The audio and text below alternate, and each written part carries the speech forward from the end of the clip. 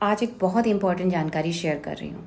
आपने अक्सर देखा होगा हमारे आसपास बहुत सारे भिखारी हैं, बहुत सारे लोग अपने बच्चों से भीख मंगवाते हैं। लेकिन अब एक नया तरीका शुरू हुआ है।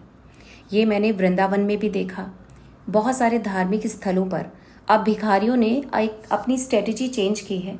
अब वो भीख मांगने के बजाय अपने बच्चों को, छोटे छोटे बच्चे जो 5 साल, 3 साल, 4 साल के, उन बच्चों से कहते हैं कि जाओ और जो भी आपको लगे उसके पैर पकड़ लो या हाथ पकड़ के खींचने लगो और उनसे कहो मुझे ये दिलाओ, मुझे वो दिलाओ, चलो मेरे साथ। आप यकीन माने, हर व्यक्ति जो ऐसे स्थान पर जाता है, भक्ति भाव से जाता है, उसको लगता है कि पता नहीं किस रूप में आकर नारायण मिल जाएंगे।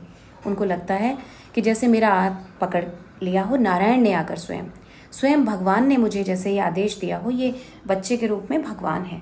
क्योंकि हम अपनी आस्था और अपनी मान्यताओं के चलते इतने डीप विश्वास में जुड़े होते हैं कि हमें लगता है भाई हमें थोड़ी ना पता है भगवान कौन सा भेष बदल के आएगा। लेकिन ये कलयुग है। इस कलयुग में एक्चुअली में हमें अपना दिमाग ओपन रखना चाहिए। मेरे साथ भी ये इंसिडेंट करीब कई बार हो चुका है। पहले ये चीज़ें धार्मिक स्थलों पर ही देखी जाती थी, अब लोकल में भी देखी जा रही है। खासकर आप देखिएगा जहाँ पे स्वीट शॉप्स हैं, जहाँ पर आप ऐसी चीज़ें, स्वीट्स, समोसा, जलेबी, ये सारी चीज़ें सेल होती हैं। वहाँ देखिएगा कि छोटे छोटे बच्चे दौड़ कर आपसे कहेंगे अंकल अंकल मुझे ये चीज़ दिला दो, मुझे रसगुल्ले खिला दो, मुझे ये करा दो। मैं ये नहीं बोल रही हूँ कि किसी को खिलाना गलत है, लेकिन हम एक तरह से ऐसे लोगों को भिखारी बनने का मोटिवेशन दे रहे हैं। जब उनकी इच्छाओं की पूर्ति होती है ना इस तरीके से, तो वो अपने बच्चों को और बढ़ चढ़ कर ट्रेनिंग देते हैं इन चीज़ों के लिए। इससे हम कोई भला नहीं कर रहे हैं। उनके माता पिता अपने जो बच्चे हैं उनके भविष्य को खा रहे हैं, उनके अंदर स्वाभिमान की भावना को मार कर उन्हें भिखारी बना रहे हैं। अगर हम और आप जैसे लोग ये कमर कस लें कि हमें इस तरह से किसी को भी भीख नहीं देनी है। अब वो पैसे नहीं मांगते, वो खाना मांगते हैं। मुझे आटा दिला दो, मुझे चावल दिला दो। बात तो एक ही है, मांग तो भीख ही रहे हैं। दूसरे के सामने हाथ फैलाना ही क्यों है? उन्हें ये शिक्षा अगर देनी है तो आपको जागना होगा। मेरी बात बहुत सारे लोगों को गलत लगेगी। बहुत सारे अंधविश्वास से भरे हुए लोग कहेंगे अरे मैडम तुम तो लोगों में ये करती हो, बहुत अच्छा लगता है जब मैं पुण्य करता हूँ। आप पुण्य नहीं कर रहे हैं, इनडायरेक्टली आप पाप कर रहे हैं।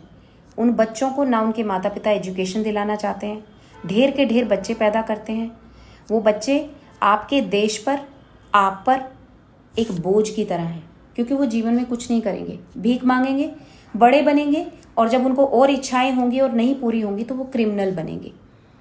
हमारे और आपके, हमारे पूरे देश के लिए घातक है। अगर आपको लगता है कि आप ऐसा पुण्य करके बहुत सुकून महसूस कर रहे हैं, तो जिस दिन कभी आपका ऐसे किसी अपराधी से आमना सामना होगा, उस दिन पुण्य और पाप की कहानी बदल जाएगी, सोच बदल जाएगी।